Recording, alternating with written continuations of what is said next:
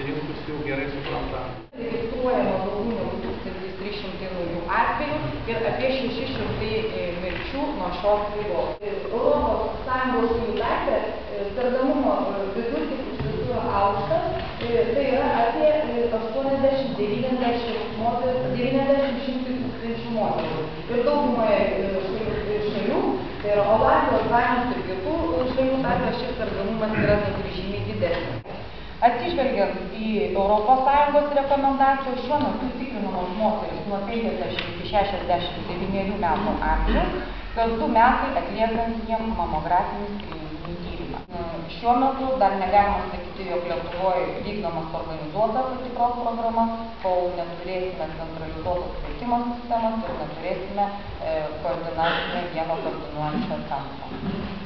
Ačiū. Įtakoja į sumažina lokalių skyrybų skaičiaus. Arba chemoterapija, mastektomija, chemoterapija plus radioterapija, vėlgi per pusę daugiau ir taip toliau. Reiškia, radioterapija turi savo vietą spindulinio gydymo krūties vėžio gydymo metu. Teigiamų prognostinių veiksmų tokiais atvejais galima pradėti po chirurginės operacijos chemoterapiją, tačiau stengtis, kad spindulinis gydymas nebūtų atidėtas daugiau kaip 4–3 mėnesius po operacijos. Norėčiau priminti, koksai yra standartas mūsų institute, gydymo standartas. Po klausojančių operacijų, esant duktaliniai insito formai arba arterienas keturianavykoj, po klausojančios operacijos visais atvejais taikomas spindulinis gydymas. Ir toliau mes pereinam prie krūties vėžio spindulinio gydymo galimybių.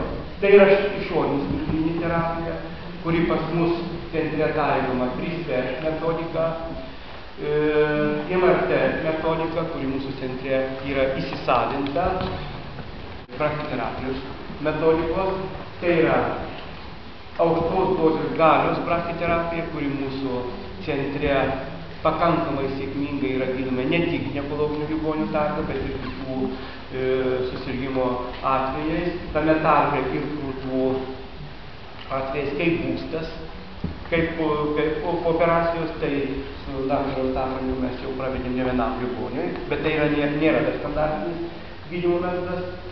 Na, o pagrindinė priežastis mirties dažniausiai yra 20%. Keltas kepenų nepakankamumas dėl progresavimo metastazių kelyse.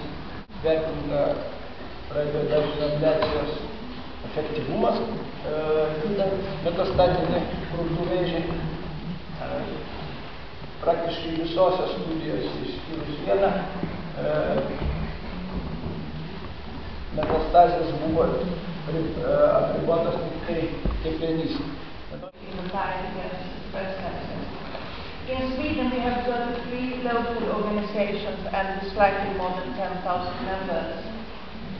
We have a national health insurance in Sweden, and the association has funding from the government, which is very helpful in our work.